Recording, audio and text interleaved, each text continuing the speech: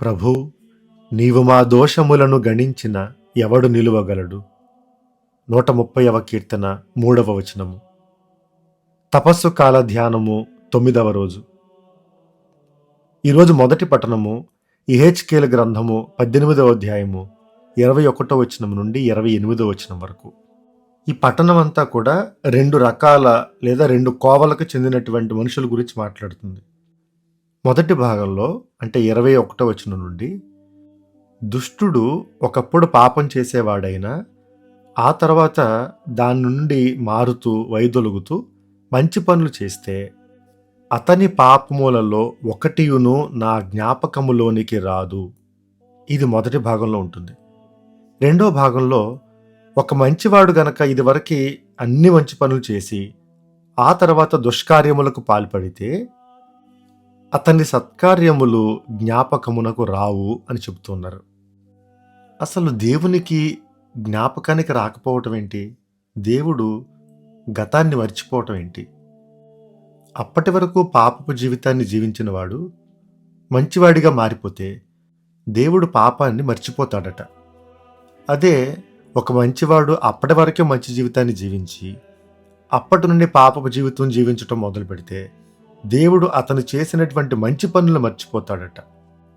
2025 సంవత్సరంలో BBC మ్యాగజైన్లో ఒక చిన్న వ్యాసం రాయబడింది, ఒక article. The rise and fall of a wonder boy. అంటే ఒక అద్భుతమైన కుర్రాడి ఎదుగుదల, పతనం. ఇది ఎవరి గురించి రాయబడిందంటే మన భారతదేశ క్రికెటర్ పృథ్వీ షా అనేటువంటి ఒక ఆటగాడు. 2013 సంవత్సరంలో సచిన్ టెండూల్కర్ రిటైర్ అయిన కొన్ని రోజులకి 14 ఏళ్ల వయసులో 546 రన్లు కొట్టాడు. అది ఇప్పటికీ ప్రపంచ రికార్డు. అంత చిన్న వయసులో అంత ప్రతిభ కలిగినటువంటి వ్యక్తిగా క్రికెట్ దిగ్గజం అని పిలువబడే సచిన్ టెండూల్కర్కి సరైన వారసుడిగా అందరూ ఇతన్ని కీర్తించారు. ఇది జరిగిన 4 ఏళ్లకే అతను ఆడిన మొట్టమొదటి టెస్ట్ క్రికెట్ మ్యాచ్ 18 సంవత్సరాల ప్రాయంలో 150కి పైగా రన్నులు సాధించాడు. సచిన్ టెండూల్కర్ తర్వాత ఇదే రెండవ రికార్డు. అంత ప్రతిభావంతమైన ఆటగాడు 2025 సంవత్సరంలో IPLలో ఏ జట్టు కూడా ఎంచుకోకపోతే మిగిలిపోయినటువంటి ఆటగాడిగా ఉండిపోయాడు. క్రమశిక్షణ లేకపోవడం, గర్విష్ఠిగా మారిపోవడం, వివాదాల్లో చిక్కుకోవడం, డబ్బు, కీర్తి ప్రతిష్టలు వచ్చేసరికి ఎలా బ్రతకాలో, ఎలా ఉండాలో, వాటిని ఎలా తీసుకోవాలో తెలియక విఫలమైనటువంటి ఒక ఆటగాడిగా మిగిలిపోయాడు. ఈ ఉదాహరణ ఎందుకు చెప్పానంటే, గతంలో మనకి ఎంత ప్రతిభ ఉండినా, మనం ఎన్ని విజయాలు సాధించినా ఈరోజు మనం ఎలా బ్రతుకుతున్నాం అనేది ముఖ్యం. ఇప్పుడు ఆధ్యాత్మికంగా రెండో ఉదాహరణ చెప్పాలి. గత సంవత్సరం అక్టోబర్ నెల 19వ తారీఖున వాటికన్ నగరంలో కొంతమంది పునీతులుగా ప్రకటించబడ్డారు. వాళ్లలో ఒక అతని పేరు బార్తలో లోంగో. భవిష్యత్తులో ఎప్పుడైనా ఈ పునీతుల యొక్క జీవిత చరిత్రను చెప్పే ప్రయత్నం చేస్తాను. ఎందుకంటే ఈయన చదువుకునేటువంటి రోజుల్లో సాతానును పూజిస్తూ సాతానుకు చెందినటువంటి ఒక గురువుగా సాతానును పూజించే వాళ్ళ చేత అభిషేకించబడినటువంటి వ్యక్తి. అది జరిగిన సంవత్సరం తర్వాత పూర్తిగా మనిషి బక్క చెక్కిపోయి దయ్యం పట్టిన వాడి కళ్ళు, భయంకరమైనటువంటి రూపంతో ఉన్నటువంటి గడ్డము, ముఖము ఇలా మారిపోయినటువంటి వ్యక్తి అనుకోని రీతిగా ఒక డొమినికన్ సభకు చెందినటువంటి గురువులను కలవటం జరిగింది. అది ఆయన జీవితాన్ని మార్చివేసింది. సాతానును పూజించే వ్యక్తి ఎంతగా మారాడంటే జపమాలలతో పవిత్రమైనటువంటి జీవితాన్ని జీవిస్తూ ఎంతోమందిని, యువతీ యువకుల్ని దేవుని వైపు నడిపిస్తూ ఆయన పుట్టిన 100 సంవత్సరాల తర్వాత గత సంవత్సరమే ఆయన్ని శ్రీసభ పునీతుడిగా ప్రకటించే అంత గొప్పగా దేవుడు ఆయన దీవించారు. ఈ రెండు ఉదాహరణలో వాళ్ళు మంచివాళ్ళ, చెడ్డవాళ్ళ అనే దాని గురించి కాదు, వాళ్ళ గతం అనేది ముఖ్యం కాదు అని చెప్పడానికి. స్కూల్లో చదువుకునేటప్పుడు అందరికంటే బాగా చదువుకుని, అందరికంటే ఎక్కువ మార్కులు తెచ్చుకుని తెలివైన వాళ్ళగా పేరున్న వాళ్ళు అప్పుడు ఎలా ఉన్నారనే దానికంటే ఇప్పుడు వాళ్ళు ఎలా ఉన్నారనేది ముఖ్యం.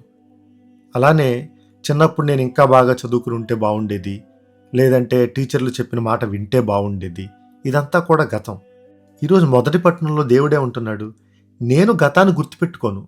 నువ్వు గతంలో మంచి చేసినా, నువ్వు గతంలో చెడు చేసినా, నేను గతాన్ని మర్చిపోతాను. నాకు ఏది ముఖ్యం అంటే, ఈరోజు నువ్వేం చేస్తున్నావు అనేది ముఖ్యం. గతంలో నువ్వు చెడ్డవాడివా? నాకు ముఖ్యం కాదు. నేను మర్చిపోతాను. ఇప్పుడు నువ్వేం చేస్తున్నావు? గతంలో నువ్వు మంచివాడివా? అది నాకు లెక్కకు రాదు.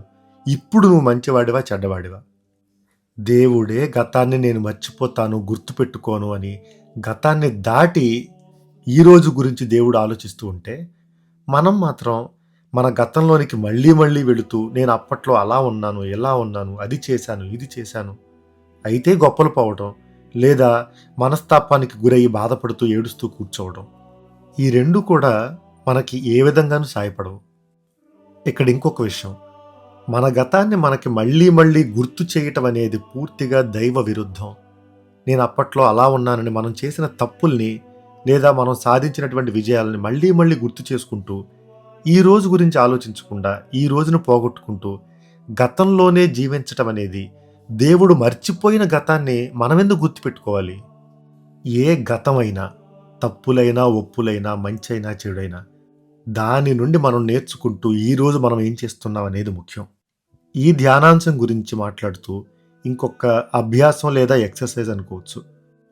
ఈరోజు మీకు వీలు కుదిరినప్పుడు ఒక 2 నిమిషాల పాటు మౌనంగా ఉండి కళ్ళు మూసుకుని, గతంలో మీ జీవితంలో మీరు తీసుకున్నటువంటి నిర్ణయాల్లో మిమ్మల్ని అత్యంత బాధకు గురి చేసేది, ఒక రకంగా మీరు చేసిన అతిపెద్ద తప్పు, మీరు ఎక్కువగా మనస్తాపపడి లేదా రిగ్రెట్ అయ్యి, నేను ఈ పని చేయకుండా ఉండాల్సింది, ఈ నిర్ణయం తీసుకోకుండా ఉండాల్సింది అని మీరు పదే పదే అనుకునేటువంటి ఒక విషయాన్ని జ్ఞాపకం చేసుకోండి.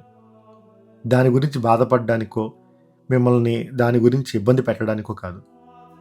ఇప్పుడు దాని తరువాత, ఈ నిర్ణయం మీరు తీసుకున్న తర్వాత, దేవుడు మీ జీవితంలో చేసిన మేలులు, మీ జీవితంలో కురిపించినటువంటి అనేక దీవెనలు.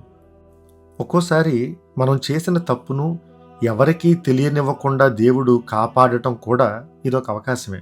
అది కూడా ఒక దీవెనే. మనం అంత పెద్ద తప్పు చేసినా కూడా దేవుడు ఇంకా మనల్ని దీవిస్తూనే ఉన్నాడు అంటే అది దేవుడు మనకిచ్చినటువంటి అవకాశం.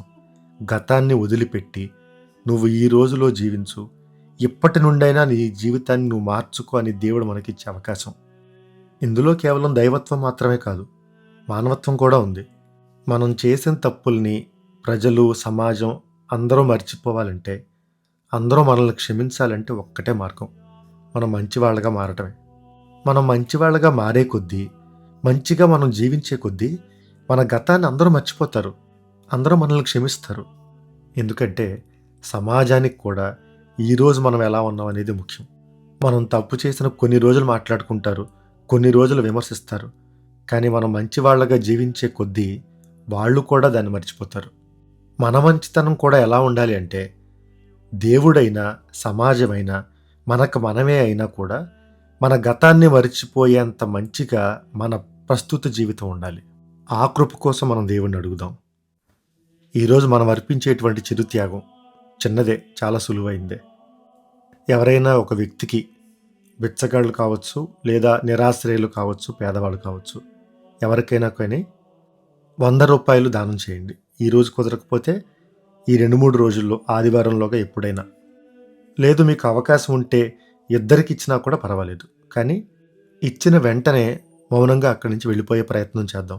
ఎందుకంటే మనం అక్కడ ఉండే కొద్దీ ఆ డబ్బులతో వాళ్ళు ఏం చేస్తున్నారు, ఇవన్నీ ఆలోచించి మన మనసు పాడు చేసుకునే అవకాశం ఉంది. ఈరోజు మనం ప్రార్థన చేసేటువంటి ఉద్దేశం, కోర్టుల్లో న్యాయం కోసం ఎదురు చూసేటువంటి కుటుంబాల కోసం ప్రార్థన చేద్దాం.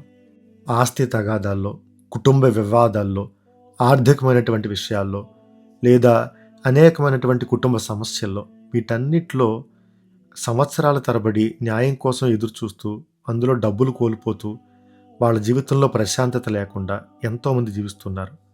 వాళ్ళ కోసం ప్రార్థన చేద్దాం. వాళ్ళ తరపున పోరాడే న్యాయవాదుల కోసం, వాళ్ళకి తీర్పునిచ్చేటువంటి న్యాయమూర్తుల కోసం, న్యాయ వ్యవస్థ కోసం ప్రార్థన చేద్దాం. ప్రార్థన చేసుకుందాం. సర్వశక్తిగల తండ్రి, కృపగల సర్వేశ్వర ప్రభువా, అనంతమైనటువంటి నీ కృపలో మమ్మందరినీ సజీవులుగా ఉంచినందుకు మీకు వేలాది వందనములు. అనేక ఆపదల నుండి, మరణము నుండి, వ్యాధి బాధల నుండి మమ్మల్ని కాపాడుతున్నందుకు మీకే కృతజ్ఞతలు. తండ్రి, మాకు తీర్పునిచ్చేటువంటి దేవుడిగా మీరే మా గతాన్ని మర్చిపోతాను అని చెబుతున్నప్పటికీ మేము మాత్రం ఇంకా మా గతంలోనే బ్రతుకుతూ ఉన్నాం ప్రభువా.